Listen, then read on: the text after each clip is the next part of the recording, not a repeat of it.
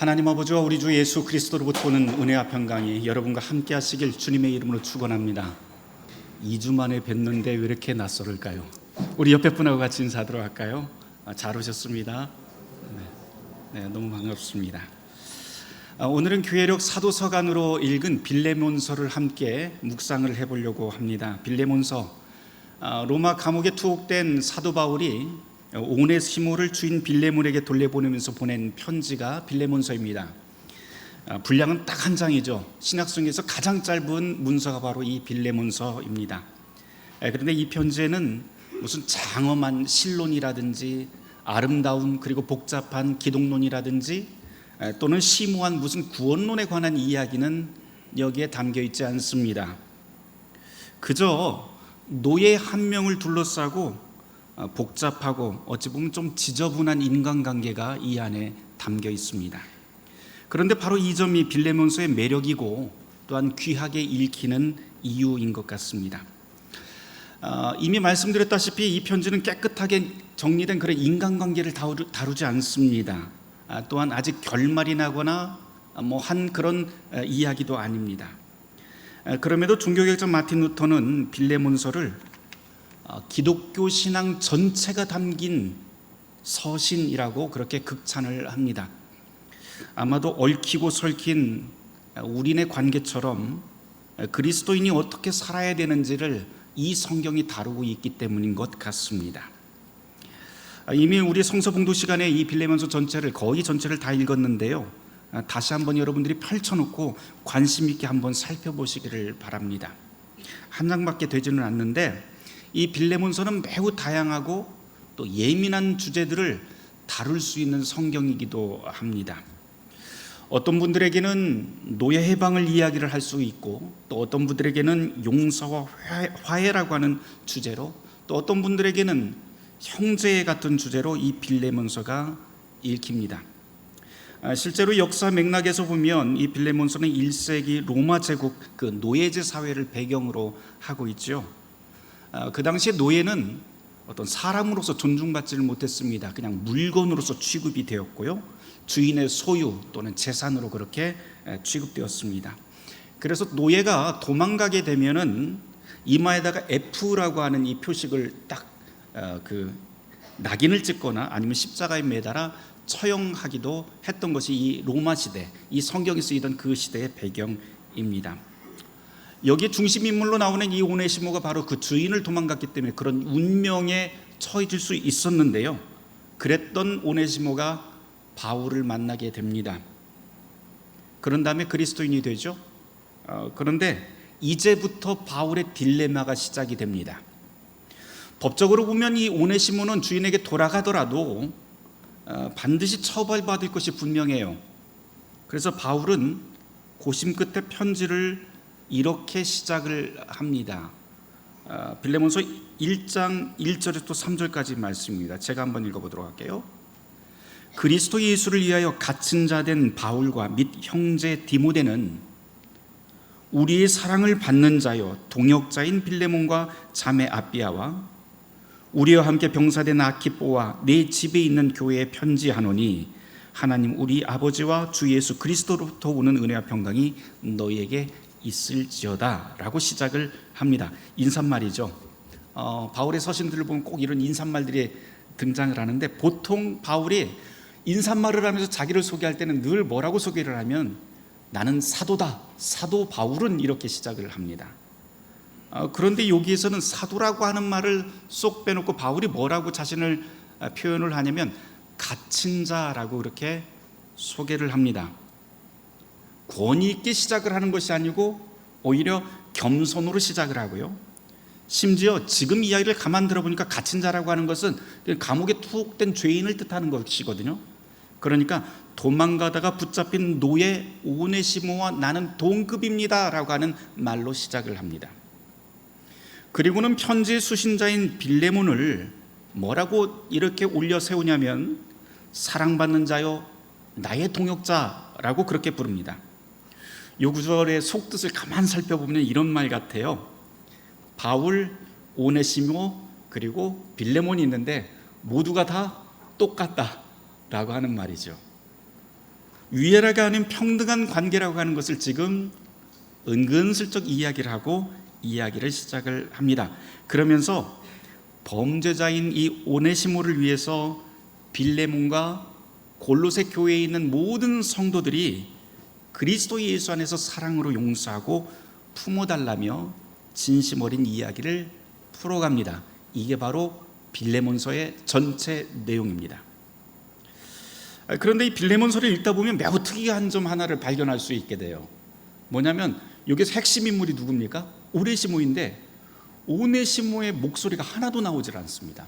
심지어 오네시모가 어떤 생각을 가지고 있는지조차도 나오지 않습니다.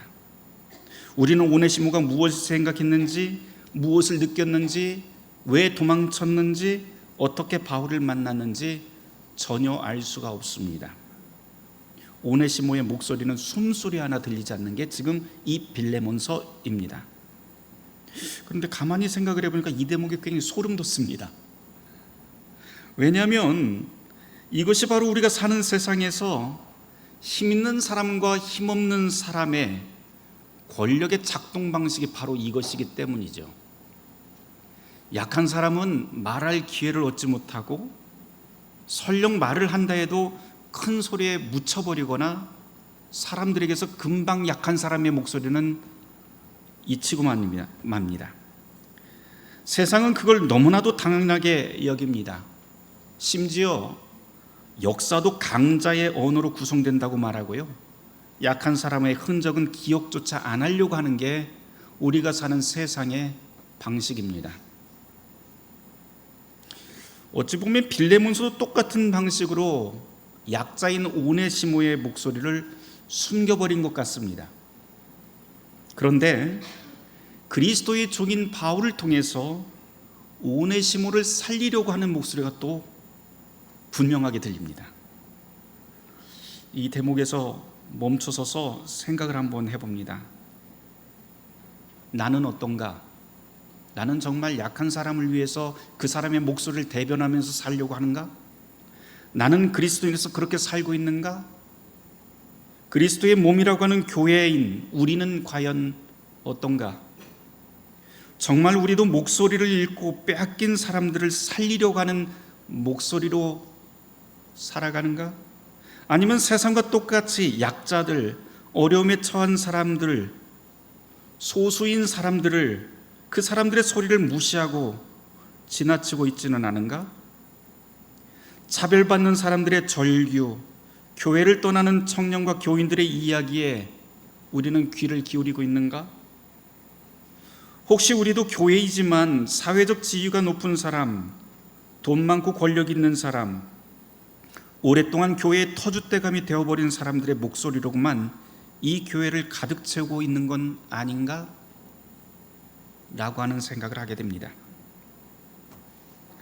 빌레몬서를 읽으면서 또 여기에 주요 인물로 등장하는 세 사람의 입장도 상상을 해보는 게 우리 묵상에 좋은 길잡이가 될 것 같습니다. 편지를 쓰고 있는 바울, 편지를 받는 빌레몬, 그리고 이 편지의 중심 인물인 오네시모는 서로 다른 입장이죠. 시대 배경을 고려하면 빌레몬에게 노예 오네시모는 재산입니다.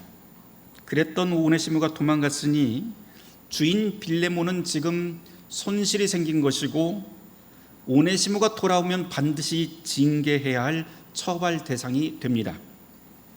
주인 입장에서 이런 종은 내가 다시 만나기만 해봐라, 내가 가만두나 보라 하면서 일을 갈 수 있습니다.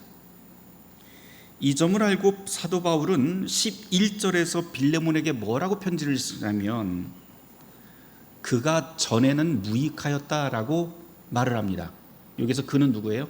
오네시모가 당신에게 이전에는 무익하였다라고 하면서 빌레몬의 입장을 긍정합니다. 그런데 바울은 여기서 끝나지 않죠.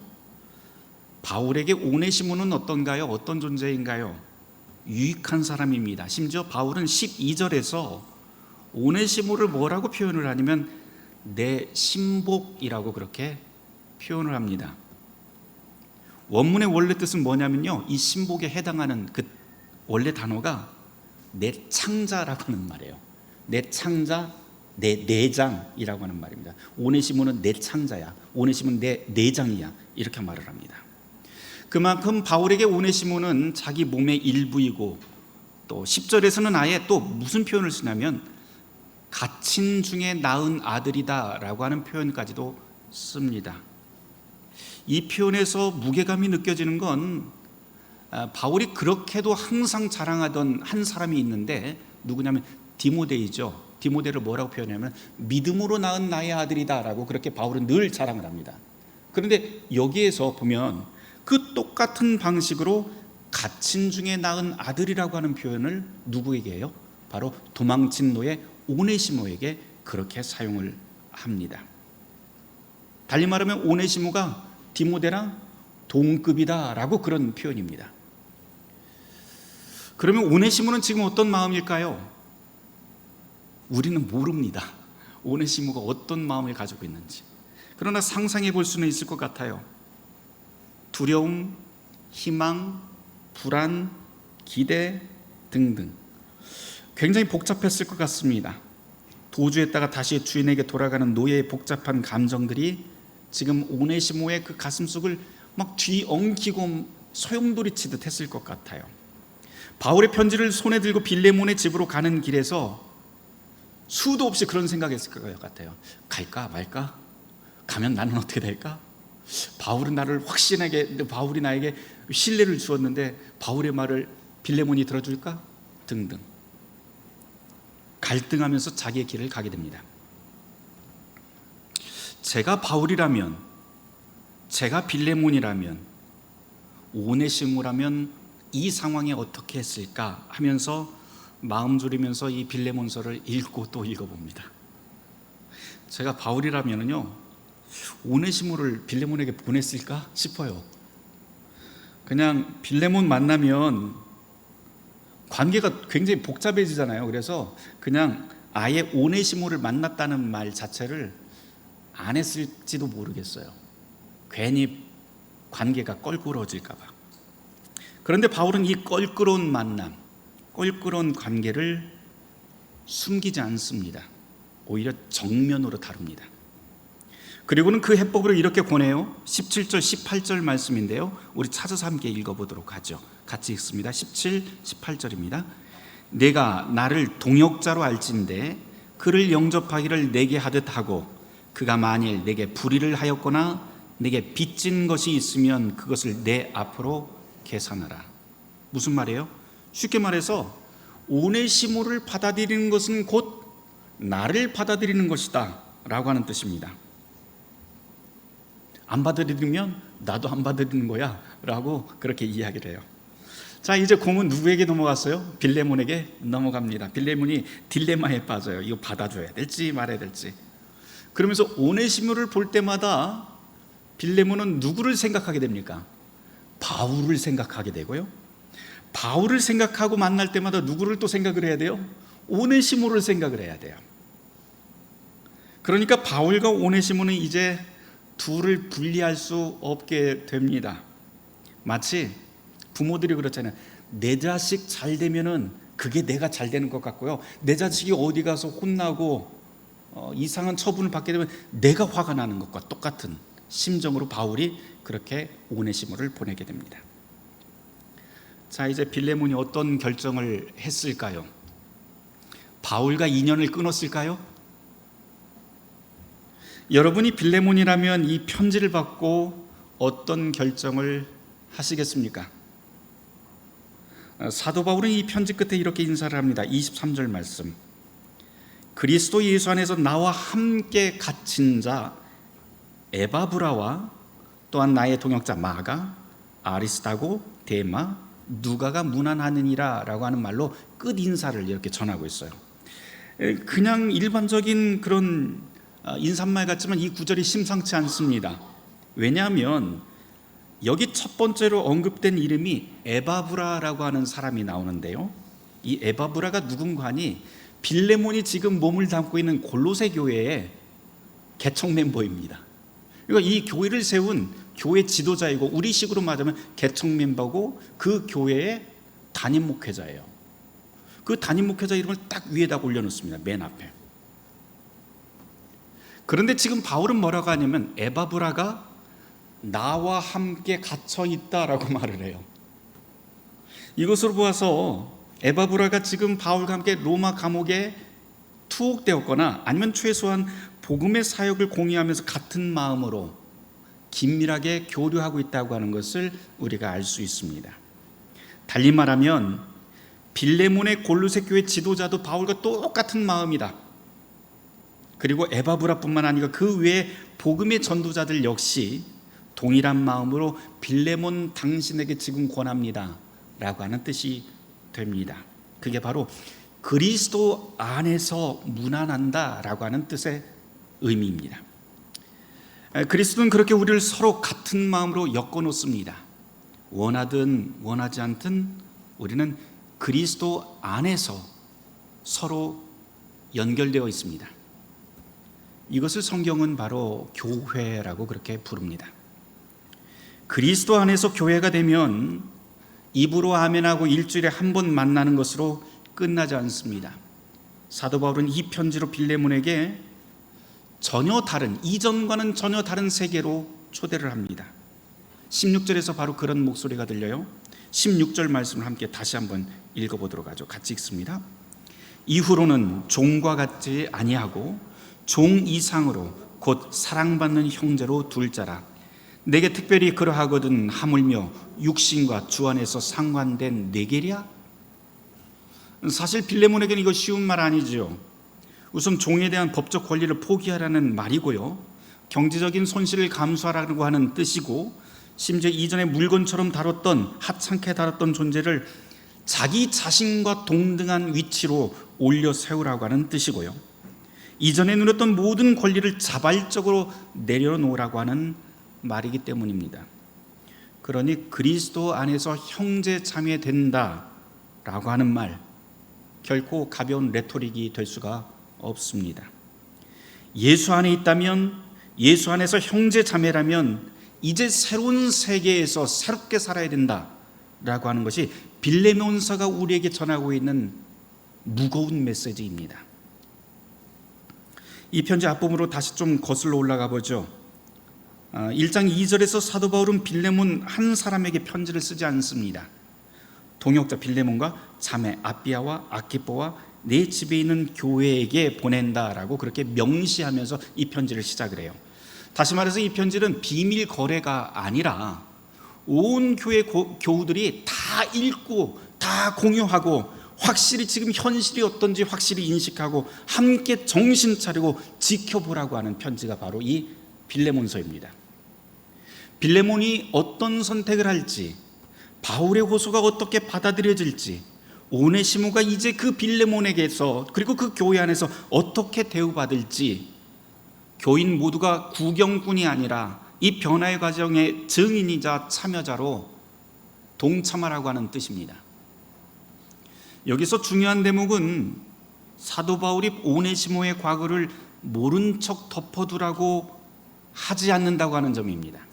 오히려 그 반대이지요. 바울은 이 편지로 오네시모의 과거를 숨기지 않고 다 드러냅니다. 골로새 교인들은 이제 이 편지로 다 알게 될 거예요. 도망갔다고 하는 것, 죽을 수밖에 없다는 것, 그 과거를 낱낱이 알게 됩니다. 편지를 들고 지금 가고 있는 오네시모도 그 사실을 알고 그 마음을 안고, 어려운 마음을 알고 골로새 교회로, 자기가 도망쳤던 그곳으로 걸어 들어갑니다. 한편은 두려움으로, 또 한편으로는 복음의 희망으로 그렇게 한 발 한 발 떼어서 골로새 교회를 향해서 걸어갑니다. 우리는 이것을 회개라고 그렇게 부릅니다. 회개하는 사람에게 구원이 선물로 주어집니다. 교회에서 갈등과 분쟁이 생기면 종종 이런 말을 듣습니다. 우리 모두 다 은혜롭게 그냥 끝냅시다 라고 하는 말을 자주 합니다. 맞는 말이지요. 그런데 은혜롭게 끝냅시다 라고 하는 말처럼 쉽게 오용되는 말도 없는 것 같습니다.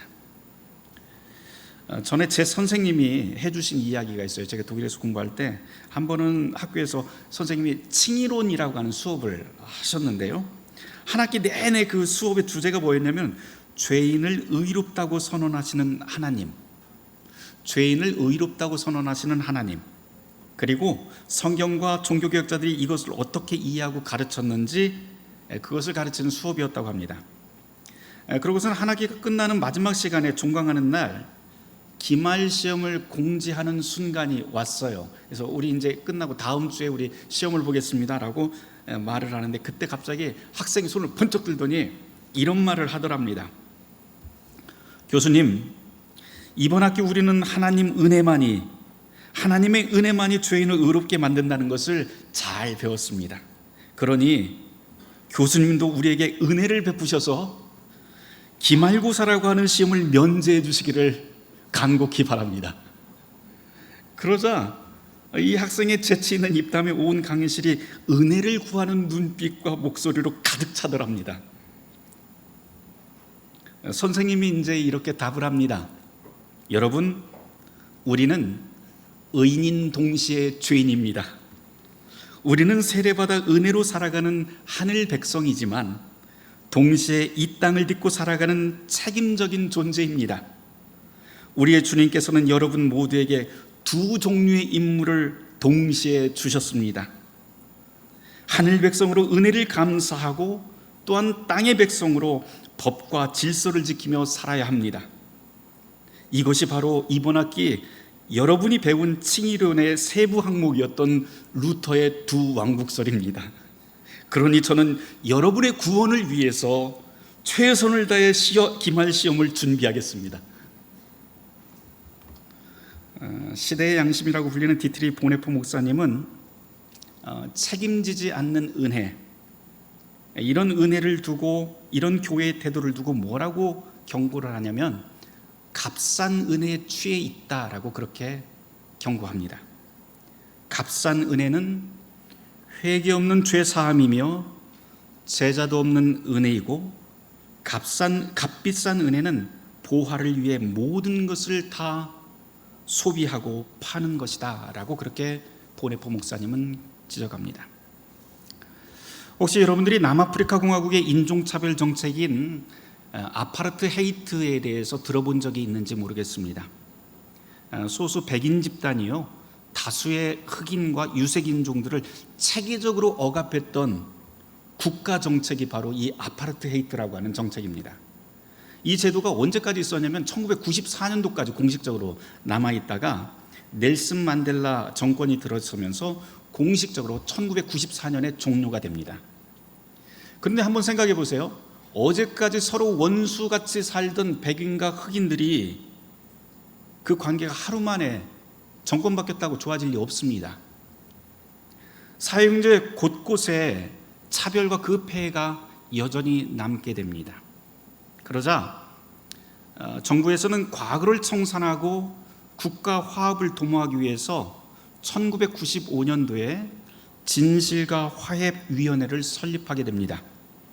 거기서 과거의 폭력과 학대, 흑인들을 향한 그 폭력과 학대들을 다 조사를 하고요, 특별히 자발적으로 이 위원회에 찾아와서 자기가 했던 일을 다 자백을 하는 사람들에게는 화해와 용서를 약속하면서 국가적인 차원에서 치유를 시작을 합니다.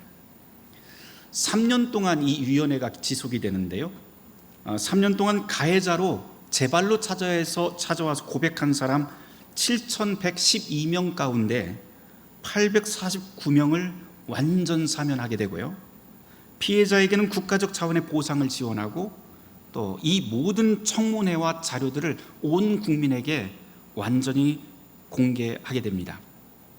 그러면서 과거의 아픔을, 그리고 과거에 있었던 그 과오들을 모든 국민이 다 알게 합니다. 그리고 과오들을 다 직시하고, 현실을 직시하고 치유와 회복의 길에 국민 모두가 동참한 역사가 바로 남아프리카 공화국의 화해 역사입니다. 당시 남아공의 데스몬드 투투 대주교가 이렇게 표현한 일이 있습니다. 여러분, 비밀 속에서는 절대로 치유가 일어나지 않습니다. 상처는 햇빛 아래 드러나야 치유됩니다. 공동체가 함께 아파하고 함께 회개하고 함께 용서할 때 진정한 화해가 가능합니다. 우리 모두가 있기 때문에 내가 바로 여기에 있습니다 라고 말합니다. 빌레몬서도 바로 똑같은 원리를 우리에게 들려줍니다. 한 사람의 변화는 공동체 전체의 변화를 요구합니다. 은혜롭게 빨리 용서하고 덮고 넘어가자. 이런 말은 치유가 아니라 은폐의 길입니다. 사도 바울은 이렇게 말합니다. 18절 말씀, 그가 만일 내게 불의를 하였거나 내게 빚진 것이 있으면 그것을 내 앞으로 계산하라. 사도 바울은 오네시모의 빚을 대신 갚겠다고 하지요. 이것은 추상적인 용서가 아니라 구체적인 배상, 감상적인 화해가 아니라 실질적인 책임, 값싼 은혜가 아니라 값비싼 은혜를 어떻게 실천하는가에 대한 설명입니다. 앞서 말씀드린 대로 이 빌레몬서는 그리스도 안에서 우리의 모든 운명이 서로 얽혀 있다고 하는 진리를 강조합니다. 빌레몬은 오네시모 없이 온전할 수 없고 오네시모는 빌레몬 없이 자유로울 수 없으며 바울은 이 둘의 화해 없이 기쁨을 얻을 수가 없습니다. 이것이 교회입니다. 원하든 원하지 않든 우리는 모두 그리스도 안에서 서로 연결되어 있습니다. 한 사람의 아픔은 모두의 아픔이고 한 사람의 부르는 모두의 책임이며 한 사람의 회복은 모두의 기쁨입니다. 이 남아공에 보여준 것처럼 진정한 화해라고 하는 것은 진실을 직면할 용기, 특권을 포기할 자유, 함께 아파할 연대, 기다려줄 인내, 이 모든 것들을 요구합니다. 이것이 바로 그리스도 안에서 걸어가는 십자가의 길입니다. 우리는 그리스도께서 이 길 끝에서 우리를 환대해 주시길 소망하며 살아가는 교회입니다. 매주 나눈 성찬례 가운데 순서 한 가지가 있는데요, 여러분들이 한번 떠올려 보시길 바라요. 집례자인 제가 여러분에게 이렇게 말합니다. 이제 성령을 우리 마음속에 보내주셔서 거룩한 성찬 가운데 오시는 주님을 살아있는 믿음으로 영접할 수 있게 하옵소서 라고 하면 여러분들이 어떻게 응답을 하시나요? 아멘, 주 예수여 오시옵소서 라고 응답합니다. 이것이 바로 우리의 소망이요 기도가 됩니다. 사랑하는 성도 여러분, 우리는 모두 다 그리스도 안에서 연결되어 있습니다. 바라기는 이 땅의 모든 교회가 그리스도의 길을 함께 걸어가며 함께 아파하고 함께 치유되는 복된 교회 공동체가 되길 주님의 이름으로 축원합니다. 모든 지각에 뛰어난 하나님의 평강이 그리스도 예수 안에서 우리의 마음과 생각을 지키실 것입니다. 아멘. 오늘 이 말씀을 놓고 잠시 침묵하며 기도하도록 하겠습니다.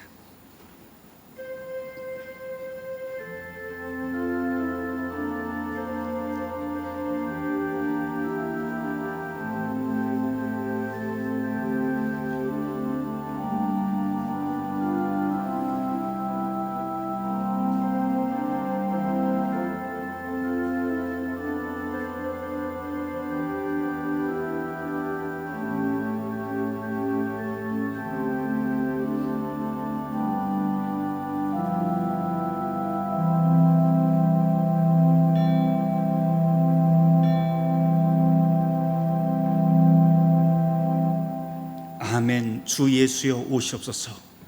하늘 뜻이 하늘에서 이루어진 것 같이 이 땅에서도 이루어지게 하여 주시옵소서. 예수님 이름으로 기도하였습니다.